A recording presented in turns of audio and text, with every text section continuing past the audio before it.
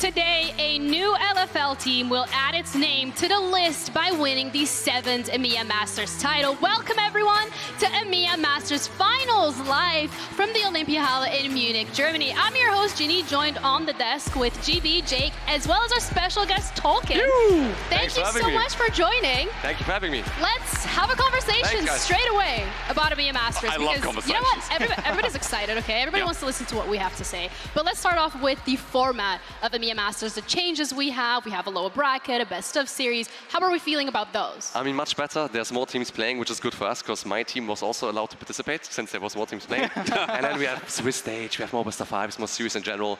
I think everyone who loves League just loves to watch the game. How much better was it, right? Like, the format changed, more games played earlier. BO5s as well, I think, was the biggest takeaway. We got to those BO16s, top 16s. Straight away from the BO5s, you have a higher experience getting towards this final stage here. Yeah, and I think in general, just the inclusion of more teams is what people really want. You want to be able to invest into these leagues, so the fact that more seeds can then actually go in and play the bigger tournament, that's a big win. You have more teams, and then automatically means you also have more players, and this is really the proving grounds for these players to show what they're capable of. So when we're looking at individuals, who was the one that really stood out to you, Jake? I mean, for me, I like Bukata. Didn't obviously make it to the grand final. Any of the other French fans will know out there, this Shyvana, not OTP, but Shyvana pocket pick. I'm standing next to the Shyvana guy right here as well. And I'm not saying that because GB's next to me, but I'm saying it because, again, I think Bukata had a lot of style in this tournament. He showed us a lot of flair, and he gets an honourable shout out because he didn't make it here, but he left a lasting impression on me that I hopefully see him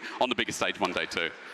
I mean, I think for me the biggest newcomer perhaps even is Paris, because I mean, you know, back when I was playing EU Masters Finals as well, this guy was not there yet. He's a younger player. I'm not really familiar with him, but then I watched his games.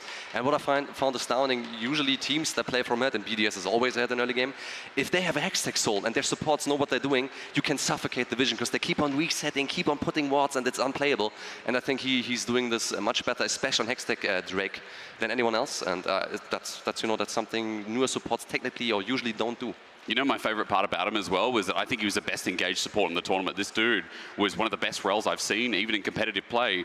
He plays it at a top level. Yeah, he does. But I think in general, it's also just the fact that he pairs up with Scuman. And Scuman's one of the guys I got my eyes on as well, because he's been a menace in the jungle. I mean, it is easy when you have a guy like Paros who enables you as well as he does, and the power lanes that you just get in general on BDS. But they are just a dynamic duo that runs the map, and they are extremely dangerous to play against. And they also happen to be from the LFL region, and that is a region that has been so dominant as well in terms of their performances here at EMEA Masters, but also when it comes to promoting their players, which brings to question in terms of where did that dominance come from?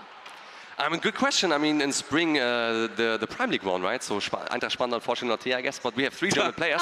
Good job. I mean, come again? I said good job. You're bringing up Prime League straight away. I mean, no. I mean, since you said LFL is playing well, which they are, but they're technically a Swiss team, right, BDS, and I think that's kind of important to them as well. And they have 3 German guys, but as you guys said, especially Scuman, who's obviously a French player, as well as Paros, those guys, I think they could be in LEC, them together as a jungle mid, as support duo.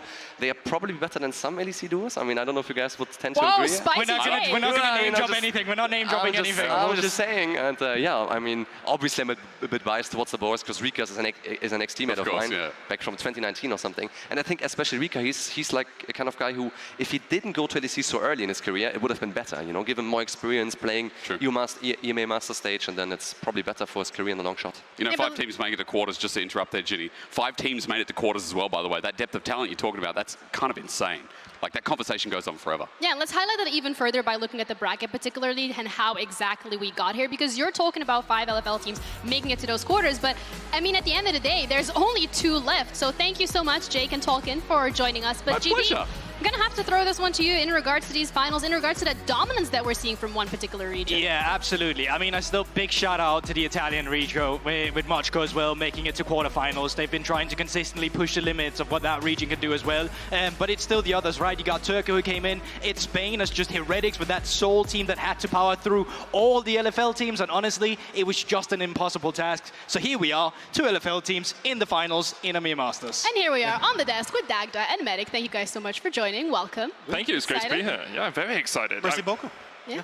Awesome. All right, let's talk about the B in the room, Vitality.Bee, I particularly. hope there isn't one, I'll be honest, Yeah, because no, I'm same. deathly They're afraid. everywhere. It's Yeah, actually that's what it's crazy. But they have had a really standout split. They're exciting teams to watch. So, you know, we thought, what's better than giving them a bingo card so that we can tick off exactly what has been happening throughout the games and what we think is going to take place. So, you know what? Talk us through it. What are we going to be on the lookout for? Yeah, there's a ton of different things we'll be on the lookout for. We'll be covering some of them as well once we dive deeper into this ready check. But honestly, Joppa picks Seraphine. That gives you something to look forward to. All of you love Seraphine, obviously. Nagnako locks in a range top laner. Also a classic here. Boys, anything win that a sticks fight out? from a deficit is the one for me. They have been so clean at it. But yeah, we'll get to see it going, you know? Yeah, and you can follow along with these on socials as well. So if you find a bingo, make sure to tweet at Goldborg and be like, hey, I found a bingo. I hear he's giving away, you know, some sort of special prize. Yeah, he'll give away the bingo card or something at some point. But let's talk about particularly the Seraphine or the champion pool of Joppa when we're looking at the player and what they can be doing in that bot lane. No, absolutely. I think Joppa for me on Vitality.Bee has been a standout player. I love how flexible he's been with the different champions he's brought to the table. I talked about the Seraphine. I'm also a massive fan about the fact that this guy plays Neela. And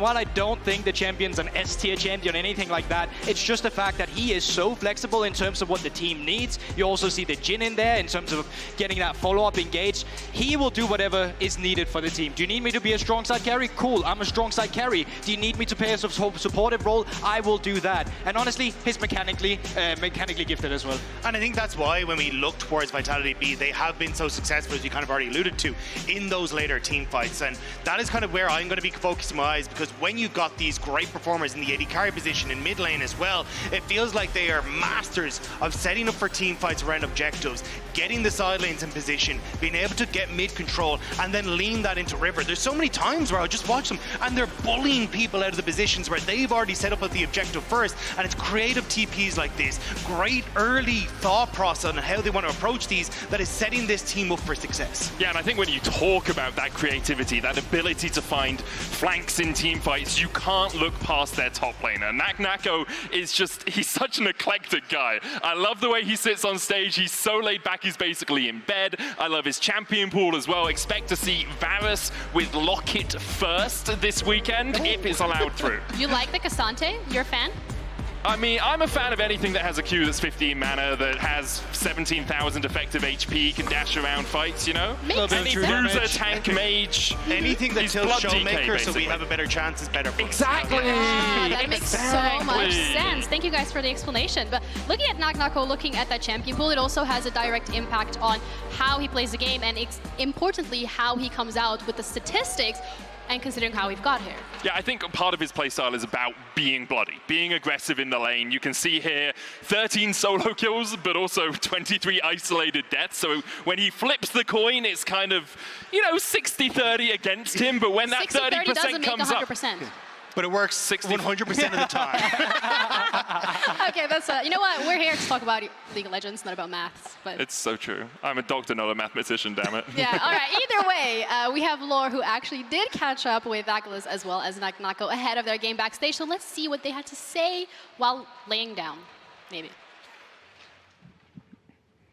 Hey guys, we're here chilling backstage with Vitality.Bee ahead of the match. I have Nagnako on one side, Douglas on the other, and we have a lot of things to talk about actually ahead of this final. So Nagnako, let's go first. Tell me about your journey in EU Masters and reflections on the year. How do you see progress from the team and where do you see progress?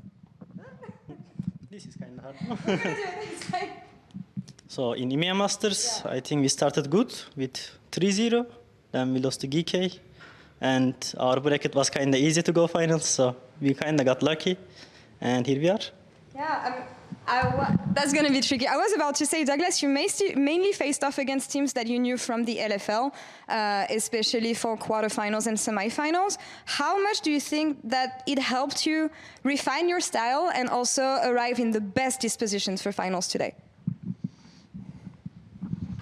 I think playing against pretty much every team in EMEA against LFL, it was like challenge until the finals.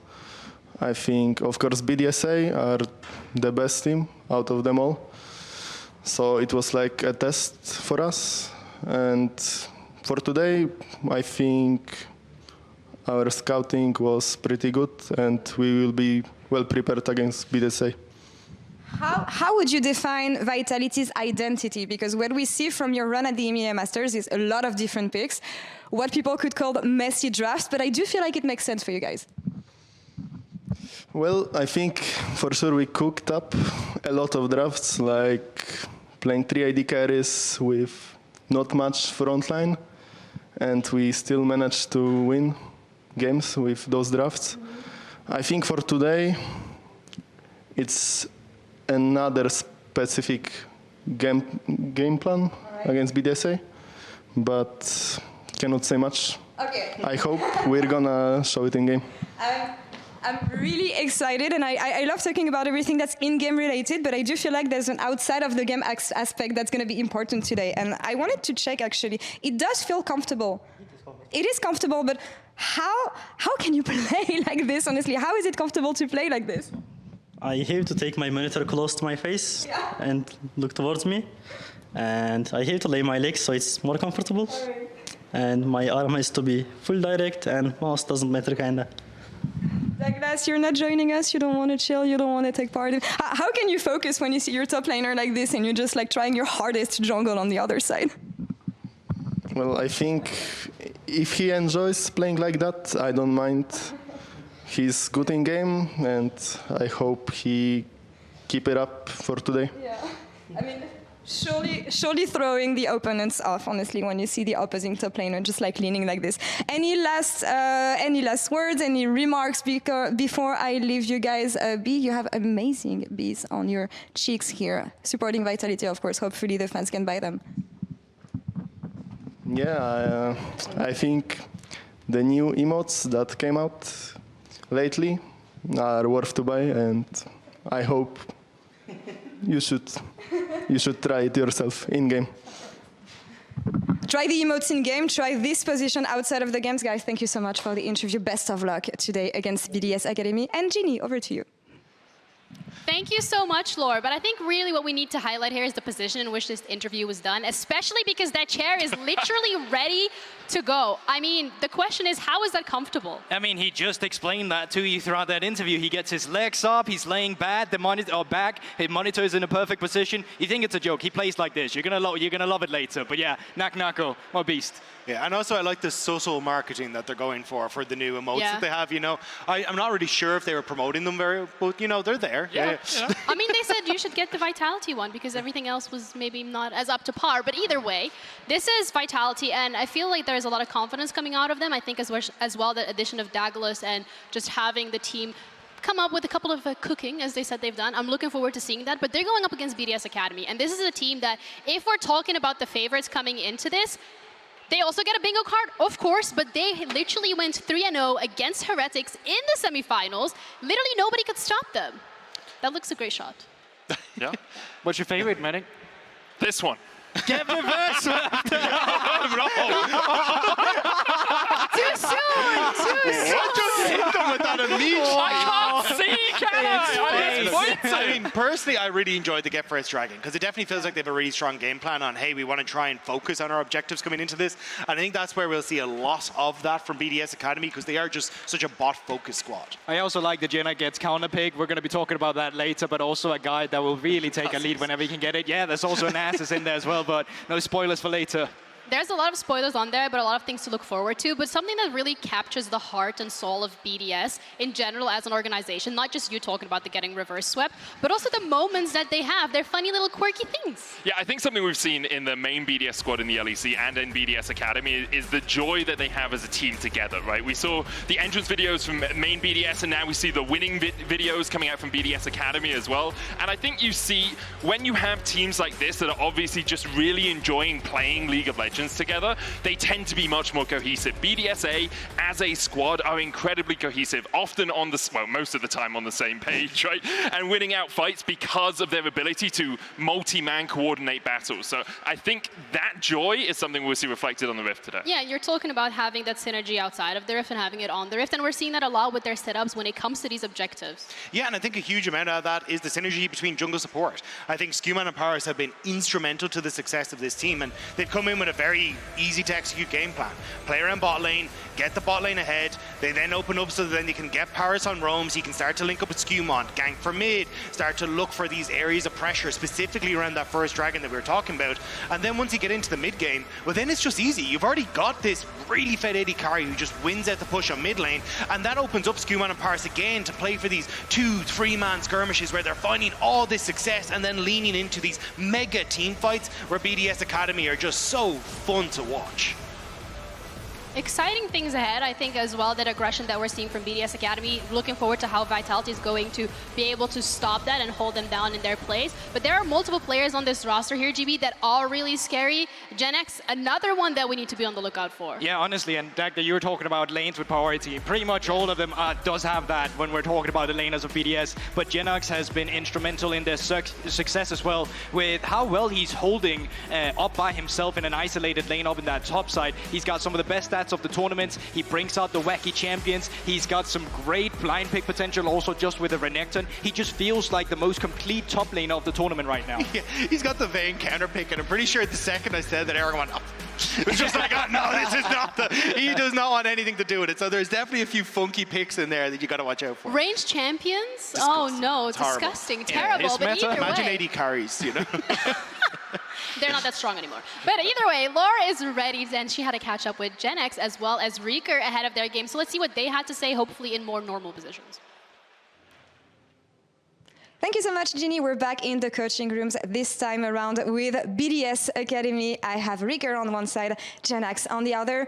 First question for you, top laner. We're going to go from top to bottom. How do you feel ahead of these finals? Because you guys have been dominating throughout the entire year of LFL. I felt the same domination in EMEA Masters run as well. But where do you spot the differences for you guys? I think we're going into this best of 5 well prepared. We kind of know our opponent really well since, as said, we already faced them in the LFL a lot, and we always beat them there. The only thing is that now there was a bit of preparation time going into this BOF, so they probably have something spicy prepared, I would say. So we'll just see what awaits us in game 1, but I think during the series with adaptations, we're going to come out on top. I mean, I love that you mentioned this because exactly when you look at Vitality.Bee, the drafts that they've been playing, especially during EMEA Masters, and the explosive aspect of this draft, even though you guys know each other and you've been beating them the whole year, how do you make sure that you're in the right dispositions to still beat them today and not get too, I don't want to say complacent, but maybe used to the results you had against them? I think the most important thing for today is just the awareness that anything can happen before the big stage. Mm-hmm.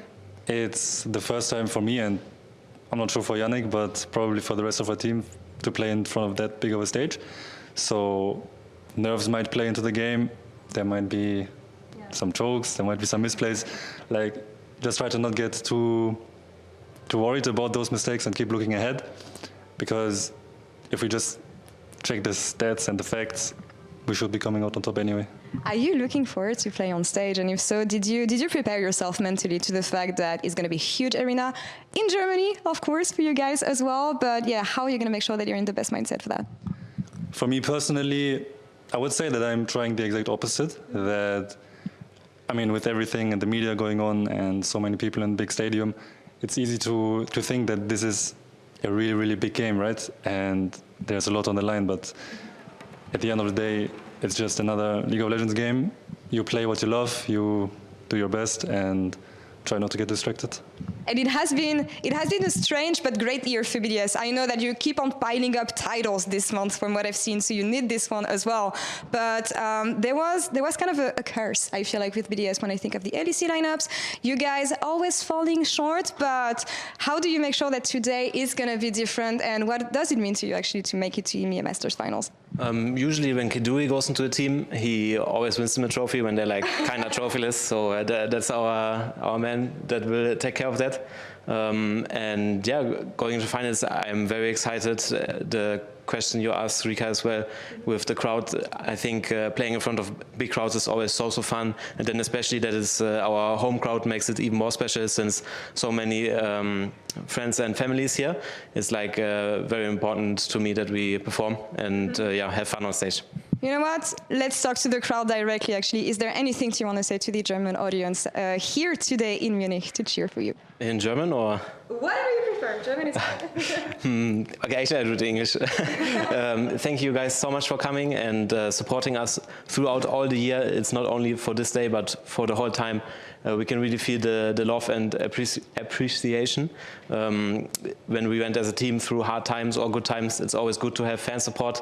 And it's so nice to finally be here in Munich and see everyone that supports us live in person. It gives a lot of power to a player. And I can only be very thankful for that. Ricker, dich auch vielleicht? I didn't come up with any words.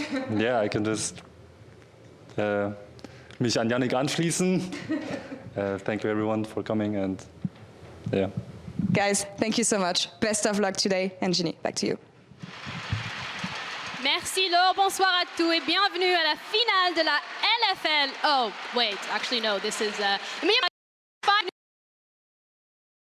in Munich, Germany, but just casually 2 LFL teams showing up, fighting here for the trophy. How exactly did we get here? Yeah, it's been a long story with these teams as well. If we go all the way down to the lower bracket in the LFL summer playoffs as well, where you'd actually see that Vitality.Bee, they lost to BDS at that time, and that's kind of the 2 different stories between our 2 teams. For Vitality.Bee, they had to falter early, travel all the way through EMEA Masters, through the entire bracket to get to this final to try and get revenge for BDSA. And for them, it's just been roses all the way. They took the LFL title, it's been easy cruising throughout the EMEA Masters, and they are favorites coming into today's final. Yeah, I think they have to be, right? BDSA across the last 3 series these teams have played against each other, which is all of the series these teams have played against each other, are 3-0. This year it's 6-2 in game score across the course of all of their careers. BDSA have just been the better team, and my expectation today is that will continue to play out. I think it's also just the fact BDS Academy being able to pick up their first ever LFL title. One of these 2 teams is now going to pick up the first ever EMEA Masters title. It feels like with, as you can see at the bottom of your screen, the head-to-head scores, how dominant they were in the LFL, it feels difficult to not think it's going to be BDSA favored. Oh, it's almost as if you guys got paid to say that, but the stats don't lie, right? Well, he did just point to the reverse sweep, so we don't. Actually, no. If anyone thought I was biased, I think we know I'm not. The opposite of a curse, Yeah, right? exactly, So 100%. you're doing the opposite thing. I've actually tweeted at Renato to say that Vitality are going to win 3-0. You're a genius. That's so smart. Oh, wow, you put the genie in genius. Either way, let's have a look.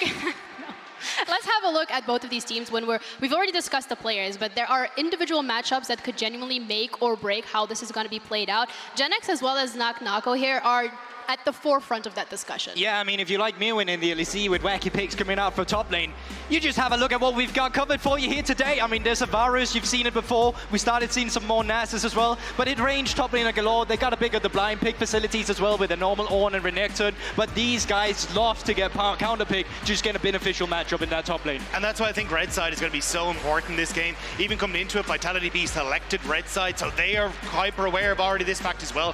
Getting that counter pick for one of these 2 guys might just make or break this series. But I don't think it's only about the top lane. You have to look down towards the bottom side as well, right? Kedui is just such an exceptional player. You put him on a carry, he's able to carry. You put him in the mid lane, the rest of the team can go anywhere they want on the map, and Kedui will hold that mid lane stable. Yoppo, on the other hand, can carry, but often we see him on a little bit more utility. Things like the Seraphine. The Nilo obviously does have a lot of early game power, but I expect that to be banned against him. And I know right now, straight off the bat, you're looking at Yoppa and you're seeing that he's got more gold at 14 in lane, so surely he's been the better laning AD carry. Well, actually, when they played against each other last time, it was often Kadui and Paris who got the better end of that stick. They were pushing them often. They were punishing a blind pick Neela. They had the Caitlyn for Kadui. They loved getting priority and having Scuman come down. The game was very much decided through the bot lane. Yeah, and Vitality.Bee as well, you're highlighting the importance of that red side. They actually picked red side for the first game. They won the coin flip toss when it comes to which side you get to select. So what exactly is it from this red side, from Vitality.Bee, that they can do to stop BDS in their tracks? Well, the reason I love that they've opted in towards red side is I feel like there's kind of a 3-step process if you want to take down BDS Academy. It's 1, getting control over the mid lane in the draft. What you'll see a lot of the times is Reeker going towards pick like the Yone, but also a lot of these AD mids where you can get control early early, then lean that into side lane control, and it becomes this great 1-3-1 split push setup. But if you can target that in Champ Select by taking something away on R3 and then being able to ban away some of those picks for FLICKR, I think you end up in a great spot.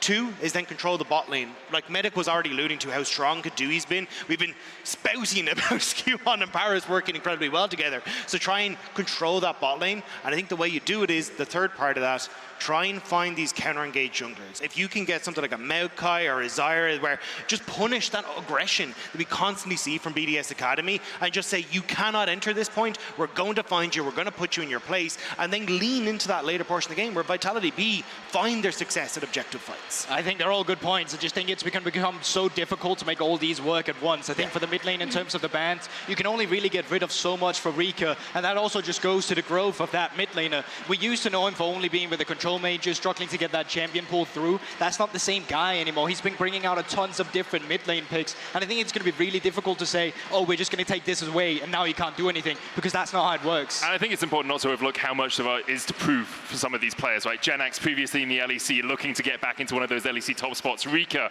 had an awful time on Mad Lions, now looking to prove that he deserves a spot in the LEC again. Every player on this stage is looking for one of those top 50 spots? Yeah, 50 spots in Europe, and we'll see if they can battle it out today. You said you weren't a mathematician. What are you doing? Come on. No, actually, with maths. I'm so proud of you. But it sounds like when we're having this discussion around both of these teams, it feels like controlled aggression is the name of the game. But realistically, how easy would it be for Vitality to actually be able to pull that off? Yeah, I mean, I think it's really important that they get some of those late game scaling drafts in there as well, because even though they're very good at fighting around the objectives, they're not very good at being the first to get ahead in the early game to then fight for those objectives. So it's very important that you have these scaling elements. I think Rel will be an extremely contested pick, just because we've seen Paris on it as an engaged support, we've seen Sten on it, and I kind of wish they played it more with Sten, because I actually think it's by far his best champion. So easy for his team to play the game when he's the initiator around these objectives. It sounds like you guys have your heart set on which team you think is going to be able to take away that trophy. So I'm going to start with you, Medic, and we'll work our way down. When it comes to your prediction,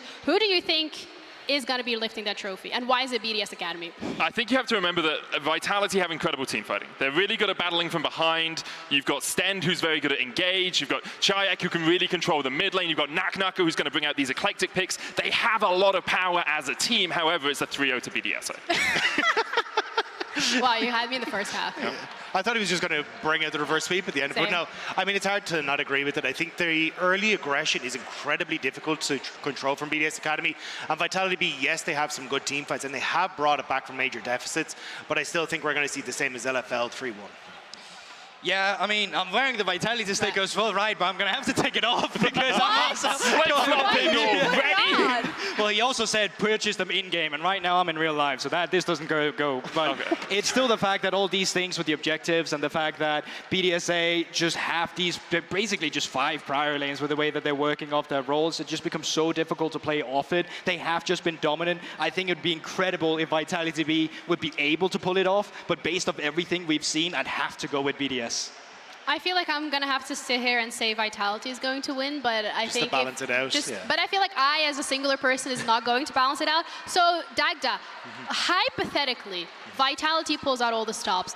Can they close this out? Is this potentially a 3-2? I think with smart drafting, if you can try and take away some of the AP junglers from Skewmon, then you can control that bot lane, yes. But I do think it's going to have to be those really creative picks that we've been seeing from Yoppa that maybe can have that moment, the Rel that Goldberg was already talking about, trying to find those moments where you can fight back against that aggression they want to go for. But focusing first Dragons, trying to find them at early Rift Heralds, that's where your focus has to be in this game. Well, it seems like the ground has been set and we're ready to head into this one, because by the end of the day, 5 players will lift the trophy and be crowned the 2024 EMEA Masters Summer Finals winners, adding the 7th title to the LFL region. But most importantly, the first EMEA Master title for their respective organizations. BDS Academy is going to be going up against Vitality.Bee, and it starts now.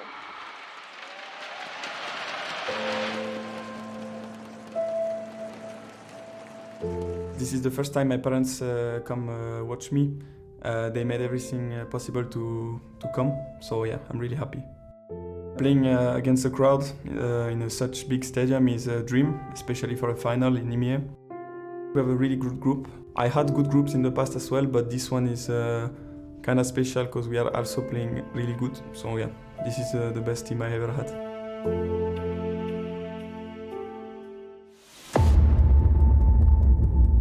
Vitality was lucky to be in the other parts of the brackets. Just by history, we have beaten Vitality every time we faced them. And then it's also in my home country, in Germany, so yes, it's just perfect.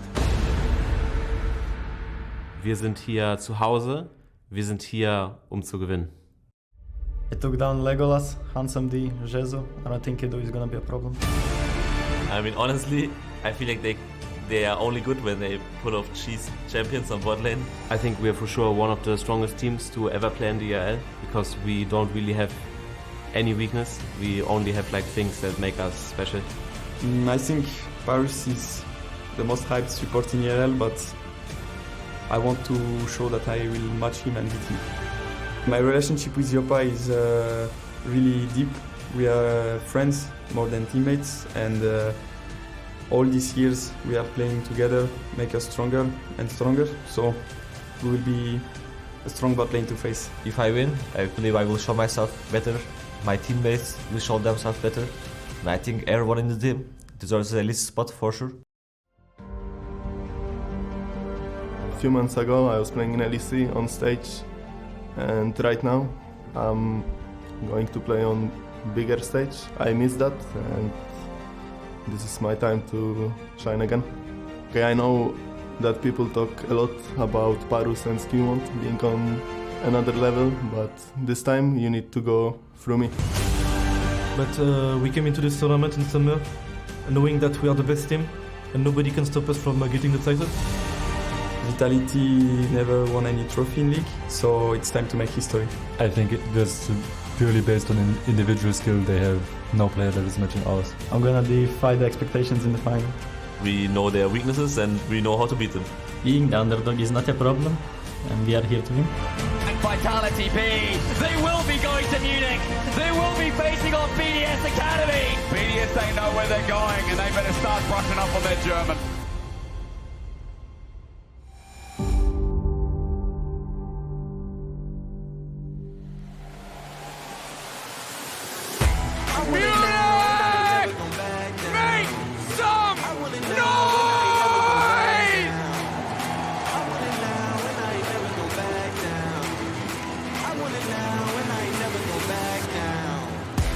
Today marks the culmination of a year of hard-fought battles. 60 teams fought to be on this stage, and now only 2 remain. The challengers, LFL 3rd seed, who gave it everything they had, none other than Vitality.Bee in the top lane, Knocko. In the jungle, Douglas. In the mid lane, Shayak.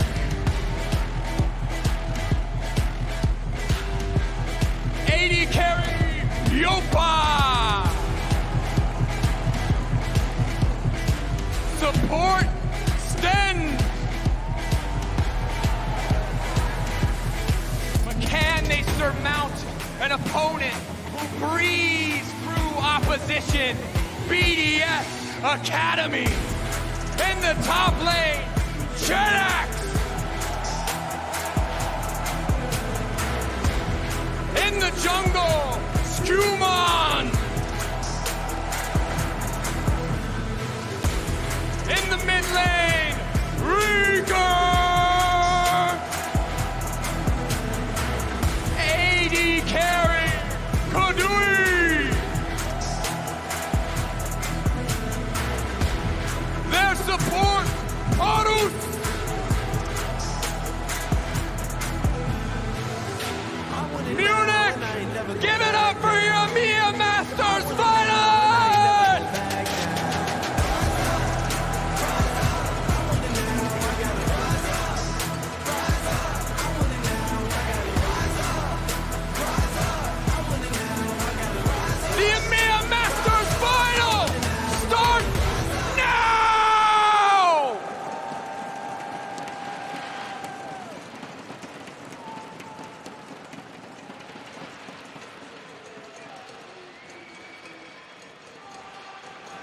Hell yeah, it does. Ladies and gentlemen, welcome to the finals. I couldn't have said it better myself. Dracos leads us in, and here we stand in awe of their journey. An LFL finals on a bigger stage. An LFL finals that we never got. A first seed versus third, as I'm joined by Aragon and Broxer. Two players have also come through the system to lead us through into what hopefully will be a glorious best of five. It's just incredible, isn't it? I mean, it's so surreal seeing some of these players. Yoppa, I was on a team with, and back then we were just in the NLC, and now I'm seeing him on a stage walking up there. And on the other hand, you have Skumond, who I was against. It's phenomenal. Yeah, the biggest of stages for all these guys. So much on the line. And this could be a great, great series. Very much looking forward to seeing how this one plays out. And we talked a lot coming into this about the draft, and I think that's where we'll start, right, going into the pick and ban, because the draft is very interesting for these, ERL teams coming in to this grand final, simply because Vitality, you never know what you're going to get. BDS play for their individual micro as well, and those standout picks have also been enabling their draft too. Yeah, I think Kadui said it best in the intro. I do feel like Vitality.Bee, they rely on a lot of cheese, which is why some target bans on to stuff like the Nilo, like the Des said, is going to be really important. I think on the other side, Nako, I feel like he's a bit of a wild card. He has such a funny stat in having the most isolated deaths and the most isolated kills. He's kind of like the Shy, and he always brings out champions like Varus. And I have to say as well, he's sitting the way we expected. Yeah, we're talking about his posture a lot, and we can see on the player cams coming through quarterfinals, semifinals. Nako is once again living up to, I don't know, Broxer, the posture check that we hyped up. Yeah, I guess so. We'll see if it gives him a special pass by coming into today's series. I've been in these arenas a lot in the past. I've never seen a player sit up there in this way. So certainly a unique approach to this final in Munich. I have been told, to start off, we've got an exciting delay. Now, why is it exciting? There was a bottle that exploded, and we're waiting to sort that out on stage. It's not to do with the posture, it's a bottle. It's a bottle exploded. Maybe too much shaking. Maybe the intros kind of led to that. I love the personality as well. I love especially, when you're trying to make a name for yourself. Those intros are the perfect accompaniment.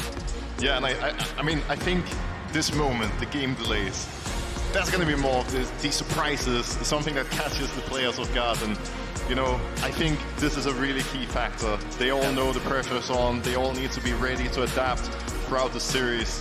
And, yeah, this is only the first of many potential surprises, really. I will say, I ran into Pad running around the arena, and I asked, have you got anything spicy for us? And he said, hell yeah, brother. So, what are we going to see on the blind picks? You know what's crazy as well, and just a side note, Genax has to go wash his hands because it was a sugary drink, it wasn't water. So that's the update there. And while we work that out, I've also seen, you talk about Pad, I've seen Mac around as well. Yeah. We've seen the Vitality main coaching staff accompanying this B team. So for the past month or so, they've been boot camping with the Vitality main team coaches. I was fortunate enough to be invited to go play football with them. Now, let me tell you, if football mechanics translate to League of Legends, they're good. I was terrible. So it's not a cut and 3-0 football mechanics translate. That's why I gave them the 3-2, yeah. Oh, okay. Broxer, I mean, we got to include your prediction as well. Did you have a... Because the analyst Seth threw it out, surely you got to contribute. You say 3-2 Vitality. I said 3-2. I believe in the power of friendship. I think that the way they come back, it's not consistent the way they win, right? Often it's through random little picks from Douglas, but I do believe in the power of friendship when it comes to Vitality.Bee against the big bad BDS. Well, I personally think these moments are pretty ruthless. Yeah. I think some of the experience on BDS Academy side, the performances we've seen from them throughout this tournament is going to come in and make a difference. So I'm going to say 3-1. I think Vitality will have something spicy prepared. I think they will definitely bring up something unexpected in the AD carry position in top lane perhaps. And we'll just have to see how BDS manages to adapt to all that. And I know normally casters don't give prediction. We're unbiased going into game, but it's just always nice to see the perspective because, again, there's firm favourites like BDSA. Let's not hide the truth. BDSA's first seed getting their first title was momentous, but also their run through to this point was insane, by the way. Like, clean as anything. They 3-0'd Heretics in the semi-finals. These guys are like undefeated and firmly proud. Yeah, and you watch Vitality.Bee's run through the playoffs, and it felt a lot more difficult. There were often times where they were behind in the games, and they had to come back through. Douglas usually alongside the bot lane. It definitely felt more inconsistent and not a replicable way to win games. It's very true. And even though there were individual games dropped from BDSA, you're right. It's the cleanly nature of how they progressed through for BDSA. Vitality Going to 5 games versus BKR, another LFL seed. I just think it's so hard to argue against BDSA's level of micro. Every time I watch them in these games, when rewatching the games, Paris, Skumon, I know we hype up these names a lot, but it's for a good reason. Every fight they take, they always execute so well. I always see Paris escaping on his rel with the buffers, with HP going down to like 200 every single time. I just think they're phenomenal in the early game. Oh, I see something. I see the magic. Oh, there it is. All right.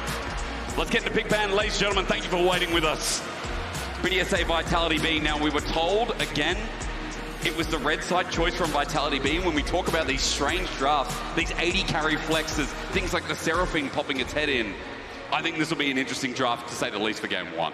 Yeah, I think ultimately for both teams, having red sides, being able to have those counter picks and surprise the opposition is going to make a huge difference. No bans are particularly surprising yet. Varus, of course, has been a staple for Vitality.Bee. Backlash has been very, very strong in champions like Maokai, Sejuani, Vi, that can hard engage and start fights, and Kidui on the other side, you know, the main man in the late game for BDS. For each and every draft soaks up a couple of 80 carry bans, and Ash and Ezreal, no surprise there either. Immediately looking at BDSA's draft, Varus ban screams to me, you know, blind picks, Renekton, Cassante, and all these things, as well as target bans. And I do think blue side's going to be good for BDSA because you have more room to target ban as you have first pick. On the other hand, though, you know, counter pick for these top laners is going to be really good. You know what's also screaming to me as well? The fact that Naknako has already played that Locket Fire as top 2, that dirty champion, like... just like it's a target ban within of itself as well. We already talked about the 80 carries, the double setup, and especially when Dagda on the desk was talking about some of these counter engaged junglers like the Maokai as well. Vi taken off the table. Zyra as well, a strong linchpin as BDSA now with B1 I'm looking at some OP champions like Rumble still up and available. Gen X definitely does play. He plays absolutely everything, and that's going to be locked in. Immediately, what you want to pair that off with is stuff like the Vi, stuff like the Maokai, but they are gone. So Rel can also provide that setup for the ultimate. And I'm curious right now what Vitality.Bee are going to do. Traditionally, we would see something like a Sejuani here for Darkless, get him on the hard engage, get him on a tank that can set his teammates up for success in the later stages. I think the Zyra ban could definitely indicate they are looking into something like the Sejuani to roll any form of hard engage, because Zyra traditionally counters that, and it's a smart ban from them. And it's a great takeaway as well. Love that you started with the Rel here as we start thinking about that jungle pairing. Now, Brox was just talking about the Sejuani as well. But the main takeaway from Paris when he's so good at that Rel is Douglas cheeky hover over to Skumon. If you didn't see before on the board, the Nunu is on the bingo cards. There it is. Not sure how much we're going to get. MF, really high priority recently. You pair it up with the Rel ultimate and you just line up. It really works well in this meta where you have so much AoE, so you match that up with a Rumble, which is taken on the other side, and they all work together really well. A lot of directions the BDS Academy could go here. Skumon has played a lot of Brand, some Sejuani this tournament, but let's see what happens. Jhin into MF, very standard, really nice. I love Jhin and Rumble as a duo because what you can do is you can Rumble ult them from very far away, throw a Jhin W over the top, and you stun off the Rumble ult. It's huge pick potential onto a support. And matching the AD carry makes sense. The question is whether they want to prioritize the jungle or matching the support as well here, because of course, if you don't get one of those engaged supports now for Powerhouse, the pool will get pinched in the later stages, and you can still get your hands on the lower tier support, but that's not the situation you want to be against Rel. Yeah, so now do you drop Nako? Does he have enough answers? Or do you counterpick the Rumble? Typical answers would be the Kennen work well with the dive on with Rel. I think there's just not that many answers into Rumble, so I prefer to pick it away if I were Nako here. Yeah, you got a lot of questions. Again, his champion pool is quite wide. I mean, I'm not too worried. At the end of the day, looks like the tank pick, right? He's ready to lose lane, but try and win game. It seeds lane a little bit more than something like a Kennen, but it gives you everything that you need in terms of weak-siding, and this is exactly what we know Nako for. Bro, there's the squad at the front, there's about 5 people with Nako hats on, obviously representing Turkey. Absolute base. Now, if you want to buy those, go up, find out where they got them from, and we can work that out. Maybe try and get a giveaway later. But at least as we go through the second part of the ban phase, walking away from that, we've got a top lane answer. We asked what they were going to set up with. We've got a nice building of a front to back here with that misfortune as well, as some of these engage and AP strong junglers are getting taken away. Yeah, I'm looking at support. It's really difficult because a lot of the junglers are being pinched. Nidalee still up and available. I'm looking at AD champions as well. Stuff like the Viego plus pairings could work out well for BDSA. What do you think in terms of the jungle pool, Broxer? Well, I think it really depends on how they want to approach the mid lane. Yone is something we've seen Riga play with a lot of success in the past, which would give Skumon access to looking for something like Azalea. That's one of the rare AP junglers actually open. Shyvana is something we've seen in this tournament as well. And if Vitality.Bee decides to go for a tank, you can easily lock in Shyvana into it. But in that case, you will need a marksman or the likes of a Yone in mid lane, so you have a good split damage. Oh, I like that call out, especially since Yone in the tournament as well has oftentimes been winnable. It's been a big priority here. Smolder taken away as well. Lots of AD mids up and above available. Vitality.Bee, they love Kai'Sa in the mid lane a little bit as well, but you also have Porky, Lucian. You know, there's so many that you could choose from. You could blind pick them now if you want to, or save counter pick to mid lane. It's up to them. Ooh, forgot about Lilia. That's been rising in priority. Well, let's see. Could be a lot of different things. Don't want to risk getting baited here, but I think ultimately Lilia is very, very good into the likes of Alistar, into Rumble.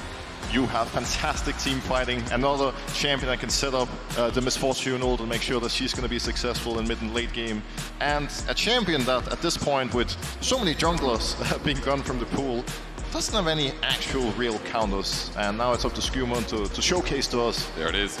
How one shots down a blind piglet. Ooh, the last AP champ up and available, picked into Lilia. Bit more dive alongside the Rumble there. I do think it'd probably be Nidalee, right? You'd think Nidalee. What else? Ooh, I mean, we also looked at the Viego's been hovered and now locked in. Same damage type. Usually you don't go for something like this, but now they're really playing heavily for the reset on the pick on a Jhin W. That's basically what their team comp is revolving around, killing that first target. And I think for Rumble in particular, one of the most powerful champions in the game right now, him being solo AP is going to be very, very beneficial for them. Nobody's going to buy magic resist. He's going to be dealing truckloads of damage later in team fights. And here, what's it going to be? Renekton's really good. They have shown Renekton into Yone in the playoffs. So Renekton mid in game one. Yeah, so usually they flex it early rotation, but they just decided, you know, Shayak, he loves this champion. He's going to take it into Yone. It's a great matchup. Okay, walk us through, because again, we've got a lot of engagement. We've talked about it front to back. The lanes have changed hands a little bit with this Renekton R5. Yeah, so ultimately, one of the things that Lilia is really good at is having a very fast clear speed, being really good at invading and in early skirmishes. A strong laner like Renekton that will have pressure, allows Lilia to do her thing, and I'm expecting a lot of aggression, a lot of fighting on the side of Vitality.Bee. Yeah, they've got a lot of priority to work with in the mid lane and in the bot lane, with Alistar's level 1 being so weak. So utilizing that, let's see what Lilia can get done. I mean, we got a lot of questions because, again, they're coming in as underdogs. And when we talked about this matchup, when the desk brought it up as well, it was all about the fact that BDSA individually have outclassed their opponents through the tournament too. They're the first seed for a reason, because the quality of skill on this team is outshining the whole of EMEA Masters, and did throughout as well, with those individual games solely taken by their opponents. The rest were clean sweeps. The rest against Heretics was an absolute smashing. To get through semi-finals that cleanly and to get into finals here, we have big expectations as Vitality.Bee. It was always up to them to show up. With the draft, we knew they would. But how can they take it onto the Rift here when Broxer just said, we need a lot of skirmishing to take us through this early fighting early game? That's what I'm scared of. BDSA, that's their bread and butter. They love skirmishing, the way they play these fights in the early game, man. I'm telling you, I'd be worried if I were Vitality, but they have a lot of priority to work with. They do indeed. So here we go on to the Rift for EMEA Masters Summer 2024 Finals. 1 EMEA Masters trophy between 10 of the players and 0 trophies between 9 of them. This is the farthest BDSA have gotten since 2022, and the farthest Vitality.Bee have ever been. For new players and old players alike, this is the proving grounds for something greater as well. And ultimately, these players are not just playing to win today. You have everything on the line, and if you perform, if you carry your team all the way to the trophy, you could potentially be one of the players that gets promoted into the LEC in the next year. The pressure is on. Who's going to show up? It's a perfect way to enter, gentlemen. Thank you so much. It is a pleasure to be alongside you for what could be an absolute banger. Now, we already talked about it in the lower bracket, the 3-1. We've seen this matchup before, but the stage changes many things. Not just the pressure, but again, a lot of players have talked, and this is from LEC players as well. They've talked a lot about that buff in arena, and that's why it matters so much with the fans coming out to support them. 2v2 going to be spotted out here as we get into the early game. Note as well, there is a ward spotting out Douglas on his top side, Raptor start. Yeah, we're going to be seeing both junglers starting top side, tapping towards the bot. This is an area where the early prior from the Renekton and the Misfortune will make a really big difference. And And soon we're going to have to see if BDSA are going to be willing to take the early scuttle fight or trade, looking for the top side instead. I do feel like Lily is synonymous with Raptor invades, so maybe on the respawns they potentially look for that. Renekton in the mid lane here, he can essentially choose whenever he wants to crash. It's so much control because the matchup is just so one-sided. You see Shayak already winning those trades. I mean, the damage is good, and it was something that Brox has said at the start as well, that Lilia loves this, right? And through the priority, through the early damage between the duo, as we get an engage, and just a bit of a knockback. Paris absorbs the damage, but stand on the back end as Ignite comes down. Kadui has a couple of shots, waiting for the fourth. Yoppa's just going to take it as he walks up, and the trade ends up being quite even between supports. And this is what we like to see from these players. You have to try to play aggressive. You have to assert dominance, get that mental advantage early in the series. And in this particular case, no big advantage for either side. But again, the junglers are slowly on the way. And lower health bars means higher chance of getting first blood in just a moment. Looking down at bot side, no flashes popped though. It's going to be quite difficult to pull off a gank unless Yoppa and Sten with this push overextend. You can see Skumon already clearing down to bot side. Question mark pings, not sure on that red buff if they were going to be invaded or not. He wasn't quite sure, you could tell with the pings. Ooh, pings coming down. They're tracking Lilia there on that Grom. You could see exactly what they're thinking.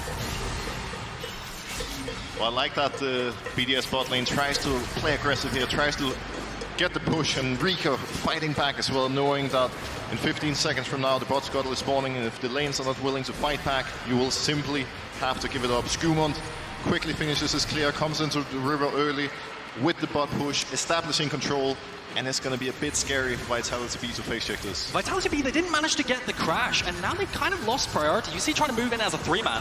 Renekton has based. I mean, they're sacking it for the time being. Skumon gets a scuttle, now he's the engage, and Paris on the back end. Sten with a double knockdown, though, is great, but the flash is out, it's going to give a reset. Douglas gets over his first blood. Skumon now looking for another. Joppa has no choice, but he can't get the kill. Out of range. Paris playing the game. And BDSA skirmishing, we talked about it. It's just so clean. Renekton recall, but in the end, the mid laners didn't matter. I think Vitality.Bees, they just lost priority at some point. They didn't manage to secure the crash, and in the end, BDSA gets him through the first. And we're seeing it here. Vitality.Bee knows that Yone is going to be unable to move yet, so they try to force the fight, but we get such a clean engage coming in from Powers. Look at the flash from Skumon. And just like that, everything goes south for the side of Vitality. Lilia flashes over the wall and still dies. Power survives with 5% health.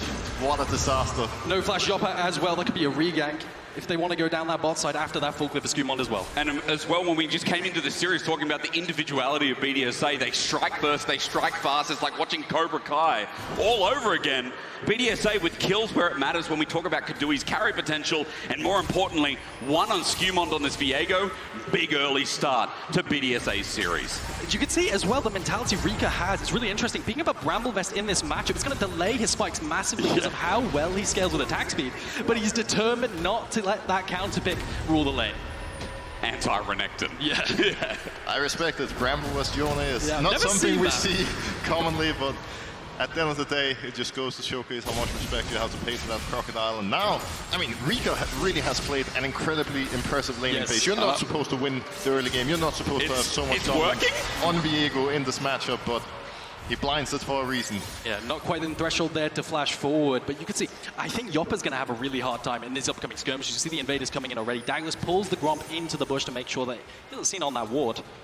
So, Broxton, we talk a lot about these early lanes, especially mid-jungle. I mean, right now, it feels like Vitality.Bee are behind the pace. BDSA kind of controlling this early game thanks to their early gold pickup. Skumon's going to start the Dragon here, but Vitality, how hungry should they be?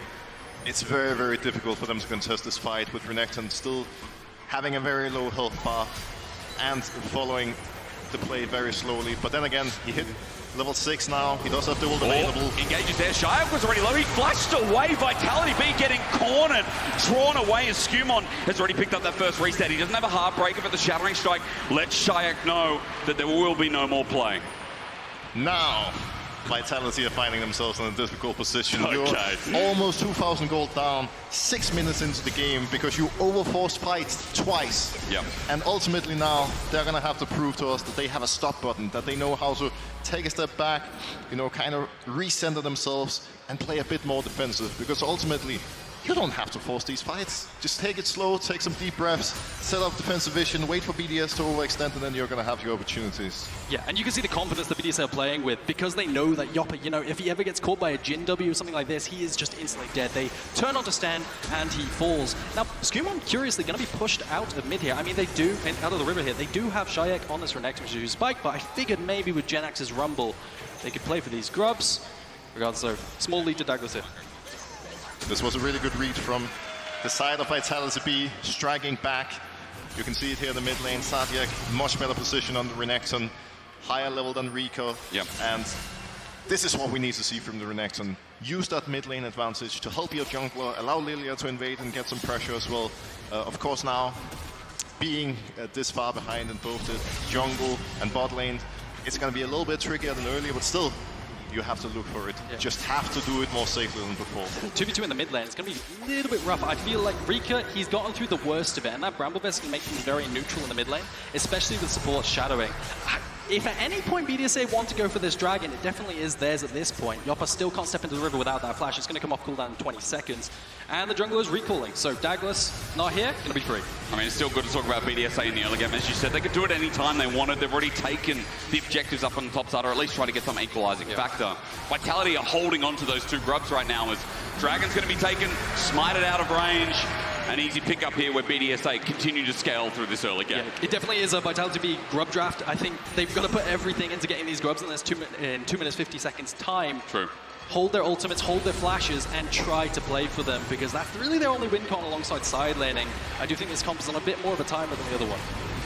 Yeah, you definitely will have to find some openings eventually. You don't want to play into the likes of, you know, Rumble, Viego, and Yone with the great setup from Jin and Alistar in the late game. Oh, Equalizer comes down. Nucko, is he in trouble? There's a flash available. Equalizer plus the overheating.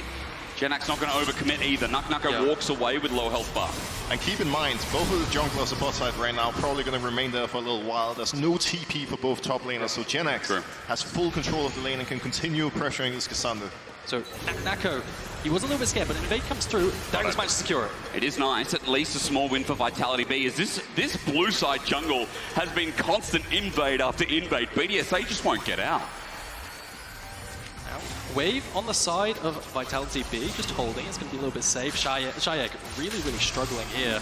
I think Nucko is really happy that he saw Viego down bot side, because that ultimate from Genax really looked like it was setting up a dive with the poke. They didn't have vision on Viego, and he was considering recalling. But because they saw Viego down bot side, I think maybe a blunder from Skumon outside of the contest. Little trade comes through. Pause. It's okay. Shayek just getting something back in the lane, but Rika, as you said, not taking too much damage. Up top side, Pink's coming down. Nucko is a little bit chunked, but he does have that flash. Take a look at the gank up top.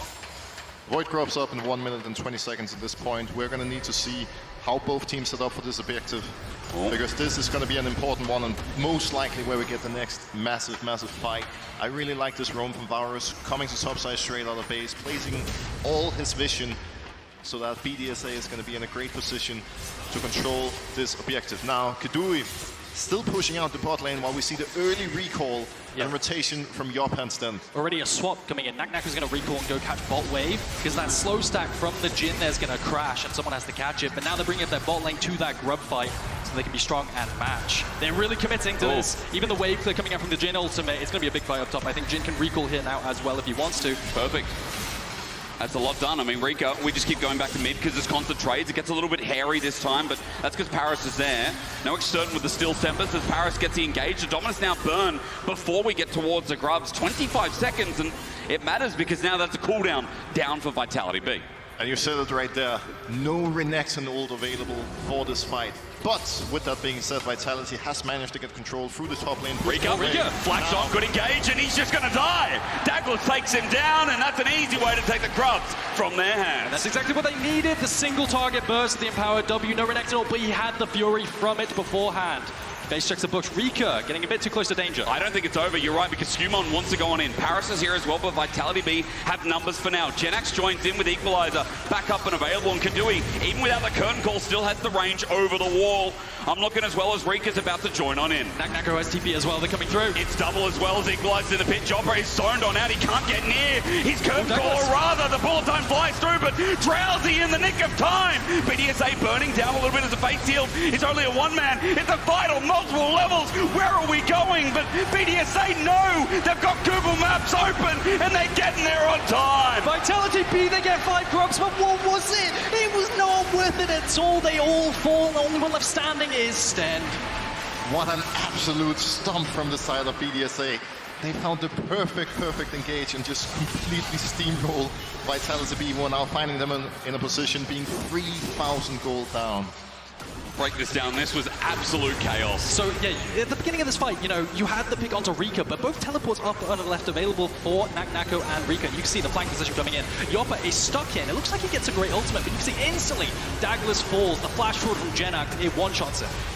And you can see it here, the positioning for Skumon and Kadui will manage to stay far back. None of the carriers from the side of Vitality.Bee managed to reach them. Nako was trying to chase, but just couldn't get to work. And ultimately, while the fight looked so incredibly chaotic, the synergy between the members of BDSA, the way they bought time for themselves and really just outplayed Vitality was so impressive. And we're also seeing why this B1 Rumble throughout the whole of EMEA Masters, and especially against BDSA, was often banned or picked up immediately. I mean, the skirmishing power, when we talk about such a talented team like BDSA, proof's in the pudding. Now showing up as 7-1 on the scoreboard, 3K gold lead, and we keep talking about the early game of BDSA because of fights like that. And now I think the transition from early into mid game is going to be really rough for Vitality.Bee because both of their side laners are going to be losing. Usually you'd be fine with the Koenig. Is he caught out? That's a question. Shattering Strike will come through. Rika now ready for another whirlwind of events, but pulls away. But yeah, the Koenig Rukun into the Rumble. It usually stonewalls the lane a bit. Maybe you can look for some all-ins. Not going to happen because he's already 2-0-2 and has a substantial lead. The same with the mid lane matchup. You don't get substantial lead anymore in lane. You're not going to win side lane too hard either. So I think they're going to run out of options when it comes to this mid game. I think now we're slowly going to see the side of BDS push out top, rotate towards the dragon so you can get that Cloud Drake as soon as possible and eventually play for Soul. Skumon has a couple of camps he wants to clear on the way there. We're seeing on my way pings down towards the Drake now, and they can take that time. They're in such a big lead, they can do almost whatever they want, and Vitality is simply just going to have to react. I do think, at the very least, Vitality.Bee, they can stonewall this game. They aren't very diveable on side lanes. Renekton's pretty hard to dive, so is Cassante. So the dives from mid into side are going to be a little bit challenging. But with that perma prio, it's just going to be consistent vision. And if Shia gets chunked a little bit too hard, Paris can dive with his ultimate. I mean, this guy, with flash available, Paris has been the best engager that we've seen. The setup is there, but you can see BDSA, no interest right now. The pressure comes from the fact that they get topside pro, leads into the Herald on top as well. Vitality.Bee have no choice but to trade for bot. But I really like the vision placed around the Drake from BDSA before they decided to move to the top side. They know that Douglas is hitting this Drake right now. They know it's going to take a while because he's soloing it. So they instantly rotate towards the top, rumble the bot wave to make sure that Vitality.Bee doesn't have a counterplay on him. And while you give up a Drake, you should be able to explode your gold lead further. Mid-game crossmap, no minion wave here for Vitality.Bee. It's going to be disaster. Genax no flash as well. We get the Drowsy in as well, and Genax just gets knocked down, but Sten tanks it up, survives in the end, and Nako makes that a clean kill. As coming through with the jungler though, Skumon. Quick response means BDSA aren't trading for nothing. They pull off the dive down in bot side, but Skumon reads the play and he is there to clean up the kill. Sten tanking the tower a little bit too long, and he falls. Ultimately, really smart play from BDSA, but just a little bit too late on the recalls to be able to help the Rumble. In an ideal world, you would want to be able to be there as the dive plays out, so you can pick up a lot of kills without the Rumble dying in this way. But still, good read, good play, and now, with both the objectives down, we're going to be seeing them putting their foot in the gas pedal as they play for these towers. It's just triple lanes of prio, isn't it? Every single time for BDSA. I feel like they can do absolutely anything they want. You have Kadui stepping up to rates and contesting them alone, right? That tells you the state of the game right now. Paris can freely walk up, consistently control vision as well, and that's going to translate into a tower.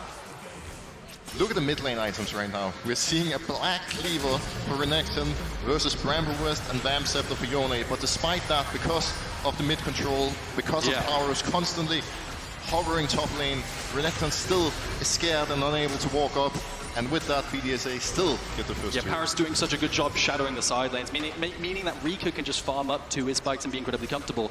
That transitioning now into the Blade of the Ruin King completed, and that 1v1 is going to be really rough. Remember, again, he picked up Bramble Vest early, so that's why he was a little bit behind the curve of picking up that first item, despite his gold lead. But while we are talking about gold leads, every single lane right now is looking yellow. I mean, I'm trying to get the color right, but let's be real. It's blue-sided. It's every single person. It's second item territory that we're heading towards now for some of these solo laners as well.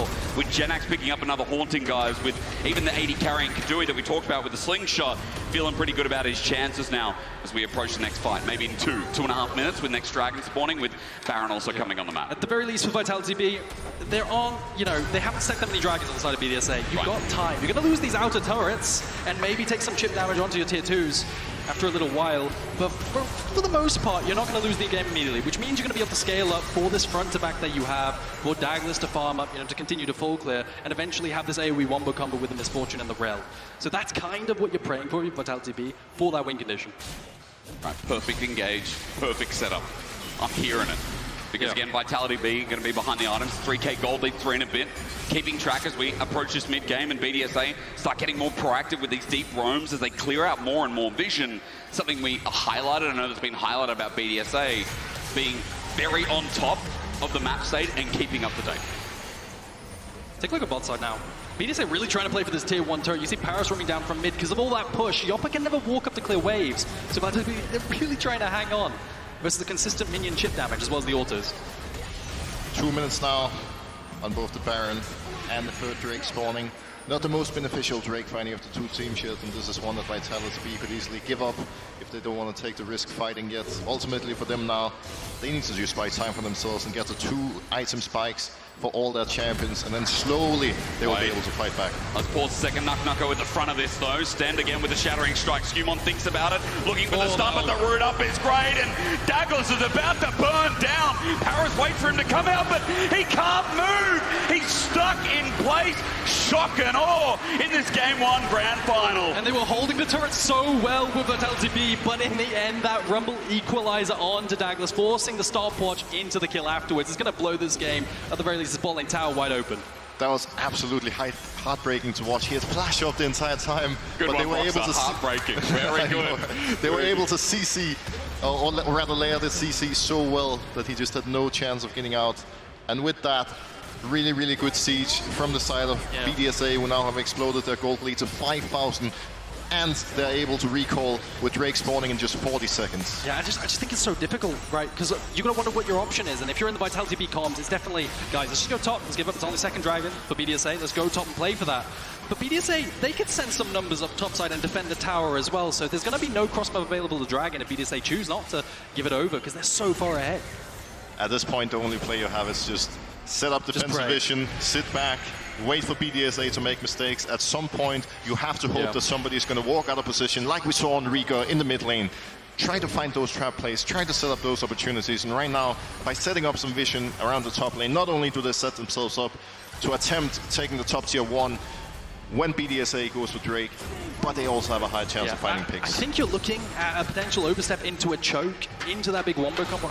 I keep going back to the wombo combo, but that, you know, as the team falls further and further behind, that really does become the only course, you know. I mean, you're giving them hope because, again, Vitality are that far behind, keep falling behind, and every engage we see Vitality.Bee don't find themselves ahead at all.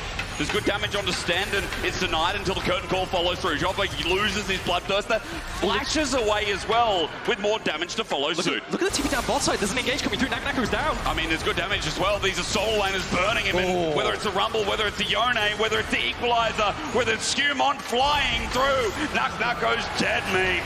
What a teleport play. You see the ward placed behind Nako when he tries to push up down in bot lane, and they pull off the play. That's very G2-esque. Ultimately, this has been the issue for Vitality.Bee this entire series.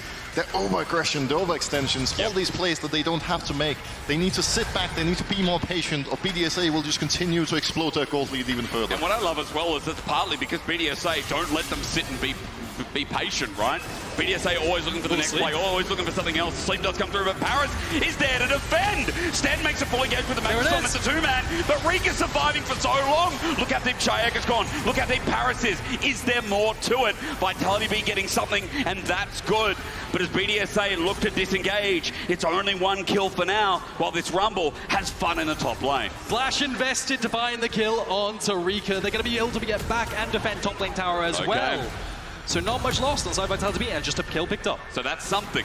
That's at least something. These are the moments you need to look for. Eventually, you're going to see the overextensions. You just have to play cautiously, play slow, buy yourself time to get those power spikes. We don't even have 2 items on Lilia, Renekton, or Misfortune yet. You need those. We see the high-end read, the Sonya now finished for Lilia. That's a step in the right direction. When we have 2 items on Renekton, MF, you can play slightly more aggro. But the problem now is Baron is up and BDSA are setting up vision around it. I mean, there's obviously some fans of Cadra on the chat. Tell them to use Prime for game number 1. I will say this has been Prime BDSA. The link I see is that BDSA is still falling through. They're fighting their individual mechanics. They're there again. They've found a pick. Renekton down and Skumond. 6 kills already. Our jungle MVP of the LPL, or LFL I should say. Oh, the kidnap. The right region, the kidnap is good. Paris gets taken away, so it is a 1-for-1, but over the wall, Rika gets cheeky with it as Yoppa loses his barrier.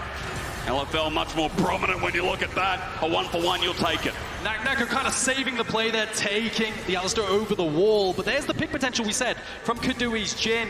Any kind of damage, and layered on top of that with the W, it means someone's picked off. And when you're contesting this Baron vision, it becomes incredibly hard to play in the fog of war. I will say something for Vitality.Bee, something good, is that BDSA's Baron rush, it's very slow. They have a Jhin 80 carry rate, really typical to be quite slow. So this kind of dance, it will never really amount to anything, unless a lot of Vitality.Bee fall beforehand. Right now, I want to see Vitality.Bee prove to me, prove to the world that they can play slower. They have certainly read the book that their main team is following. This has been their issue in the LEC as well, just over-aggression, fighting. And we've seen it a few times. They can't find picks, they can't find these openings. And it's not over yet. 5k gold lead in a game like this one on a big stage is nothing. It's not over, and I like it again. You keep saying it because I had that slip, calling it LPL because of the speed that Vitality.Bee want to match for BDSA. And while we've talked this to death, again, BDSA waiting in bush, looking for the pick, but Sten turns it around. Magnus Storm is there. We're going to get a lilting lullaby. It's buffered out with Skumon getting space, but Douglas, in the meanwhile, is taking too much damage. Shayak's here with his ulti. Rika's away. He gets stunned up, and BDSA, they've taken a bit from the edge of this fight, but the equalizer says no! Janax flies in, and this guy knows he's better. Vitality.Bee get torn apart, and while Nako could try and redeem, there's no one left to help him. An equalizer, a curtain call, and for game 1, Vitality.Bee, those curtains, they're falling fast. BDSA, they try, and they do punish the overextension from Vitality.Bee. It looked okay with Douglas's flash forward with the play and finding the pick onto Skumon, but he survives. And in the end, they just get wiped on this Nash. That's Nash over to BDSA. They were looking once again. It didn't work once again. They knew that Janax was far. They thought they could go for the all-in and, you know, kill basically everybody and get the Baron before he made it there, but it just wasn't possible. And now, BDSA almost 10,000 gold. So do you think BDSA are just waving, you know, like a carrot going, you? That's what it looks like to me. And it's working. It works over and over and over again. And we're going to see it right now. Yeah, take a look at this. So Skumon finds some damage. That's great. But the engage comes through. Sten will trigger happy on the engage. They commit to a pick. But look how much distance Skumon gets away from the fight. And now everything's expended. Daggers is on 1 HP. And in the end, Yoppa is going to get picked as well with the engage. Vitality, they just have to run with the tail between the legs. And look at this equalizer. Wow. Then he flashes afterwards. It is pure panic at this point from the side of Vitality.Bee. They know that they're in a top position. They know that things are moving in the right direction, and they just want to try to find those openings. I think it's just a matter of time before they're going to brute force another fight. We see a base here from Renekton. Can they find a TP wall so they can look for a flank? They're not going to be winning a front to back at this point, that's for sure. You're asking for a lot, and again, we were hoping to see Vitality.Bee get that dream engaged, but now the gold is even further against them. 10k gold lead just about as BDS look for the siege, but Proxar, he called it. He said, let's look at that Renekton flank, and Kadui is about to get thrusted upon. Chaya gets there, looking for the stun, but Paris may have saved the cleanses there to flash away, but the equalizer again! It's just so perfect. A reset for Skumon, a setup for Rika. Nuko to buffer away, but Vitality.Bee are knocked into the skies. Munich can hear the thunder, but it's not that at all. It's just Paris setting them up. Kadui, he flashes away from the engage. The siege is going to continue, but it's always BDSA favored. Yopper's ultimate. It looked like it was going to be the one to save the game, but it gets interrupted instantly. Such clean team fighting we're seeing here from BDSA. In this particular instance, they had to react so quickly to the engage coming from Vitality.Bee, and they were on point, they were ready. And it is so difficult for Vitality.Bee to find these openings. They're trying over and over again, but at this point they're basically taking their head and slamming it into a brick wall. It ain't working anymore. 9-0-6 on Skumon this game. He's having the game of his life right now. But take a look at this from Shayek. He goes forward onto Kadui. A great idea, but Kadui flashes away, he cleanses, then flashes away, or just walks away. And that's everything gone, right? You have Sterax, but you're not going to live this combo. Yep. And in the end, watch this Misfortune ultimate. I was thinking, maybe, is this the play to come back as they funnel into it? But no, the Paris saves it. And is BDSA favored. Little overstep from GenX there. Dies to the turret in the end, but of course, you don't care about those. The gold lead continues to explode even further, and such impressive play from the side of BDSA here in game 1. Tier 2 up topside taken as well. And now the question is, how do you break tier 3s? Because it can be quite difficult. You could just walk up siege, sink the waves up, and drop a rumble ult. Speaking of rumble, holy damage! He is not playing around. He told us he's going for the trophy today, and he was not joking. That is brutal to watch. The fill-in 27k. The fill-in for BDS, you know, again, when he came in through the LEC, he wasn't mucking around then. Rika has to ulti out though, so maybe an opportunity for Vitality.Bee, but remember, again, the item disadvantage is still there. They're going to get a lot more than that. And it just feels like what the Death said is so true. GenX is such a complete player. No matter what you do, you can't leave the Rumble up and open. It's too overpowered, and then you have GenX on it. Layer that with the team fighting, and it's just over. Oh my god, Equalizer will show you that. There's a Misfortune ult onto Paris, and not Skumon. They lose the engage, so BDSA, the cow is down. We've only got one left in the audience, so maybe that's good for Vitality.Bee, as we've got 4 members running down mid 5. Correct myself, as Nuko is low, but out of ulti power. And what can you do? They've got so much wave clear that if you try to siege... Even with numbers disadvantage, right? It's huge, Nuko! No, almost dies in the back end. Really good attempt here from Vitality.Bee, and while they're unable to push and get any tower, still 0 taking this entire game, by the way. Yeah. They managed to buy a bit more time, they managed to secure a couple of camps with that jungler, and this is all they have to do, just buy time. Issue being that now, in 1 minute and 30 seconds from now, the Baron is spawning, and if you give that over to BDSA, you can say farewell to game 1. It's done. And look at the state of the map. You've got no turrets to fall back on. You go into that jungle trying to test Baron vision, it's a disaster, because you just have nowhere to fall back to. There he is, you know, setting up for double MVP. Paris might be MVP of game 1. That guy in the audience, probably MVP of the day as well. For such a hot arena, dressing up in that cow. Holy moly. I'm not sure who to commend more. Paris at least 1 in 14, 15 out of 17 kill participation. He gets it for me. There's been great engages, and when we talked about him being on engaged support, he's once again stepped up, and on the big stage too, that's even bigger. And I do think the biggest thing that Paris has done this game is the consistent shadowing of side lanes. He's been so good at keeping vision coverage to let his side lanes play and abuse the fact that they've been stronger, which has given them full control of the game. They've consistently bled that into tier 1 turrets, tier 2 turrets, and what have you. And it's just made it really easy to snowball. Great setup here from the side of BDSA. They have full vision in the enemy's topside jungle. They have great pink coverage as well. And now Vitality.Bee are going to have to decide how to approach this. That's the safest way for them to do this. How do you... They have to walk out with the mid wave. This is the mid wave that matters. You have to walk out. You cannot face check the jungle. You see it, BDSA is in position. We have TP available for GenX to flank them. if they walk up any further. Yeah. Well, Kadui going to clear that with the static shiv, and now they're going to have no wave inside Vitality.Bee. Again, the BDSA's Baron, it's not that quick. You do have a Rumble who's very fed, but with that Jhin, it's going to slow things down a bit. And Vitality.Bee, if they can play on the edge here, maybe stall to this next dragon. I mean, you guys are talking about stalling. We know, again, we're trying to pull out the slimmest windows for them to find a return in this game. We know that game one should be done and dusted. We know that now this jungle is dark and full of terrors. We've turned League into a horror game. For a lot of the audience here, maybe it's too scary to speak of, as BDSA still going to start up this dragon, or rather Baron, excuse me. In full vision, it was scene started, so Vitality.Bee know they need to start grouping and thinking about their entry. It's burning down, 9k, 8k. I said it was slow, I was wrong. That's gone in 2 seconds. Look at the zoning. We're going to continue on. I mean, BDSA are there in time and stop them from getting nearby. The equalizer again is hardcore. Sten with a great engage, but the bullet time is stopped by Rika. They're running for their lives. They're also scared as BDSA on the back end, they deal with Nuko, but he's got no help anymore. Skewmon with another reset coming in. The jungle MVP does it again, and BDSA are styling on the big stage.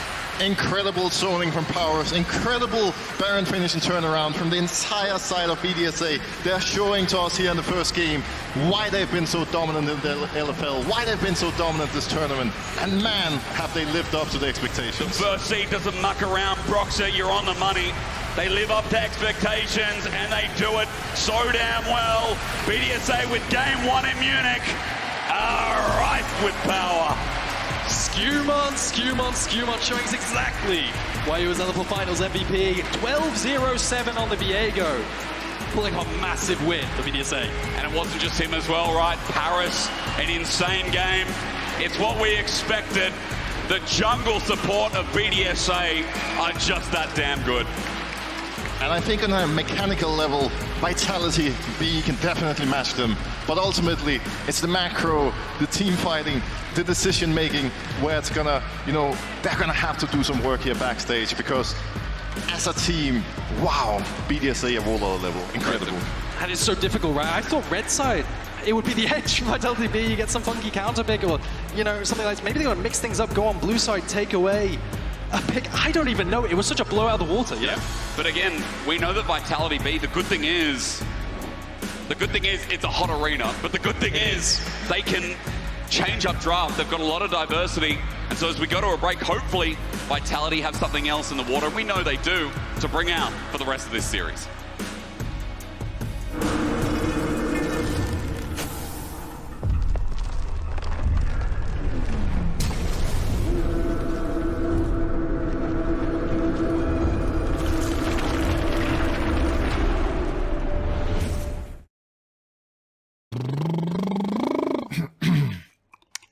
Freely using Katarina's cook.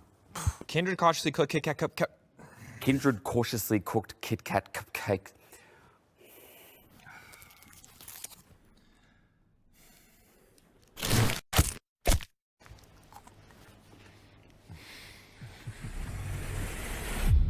Even the biggest champ needs a break.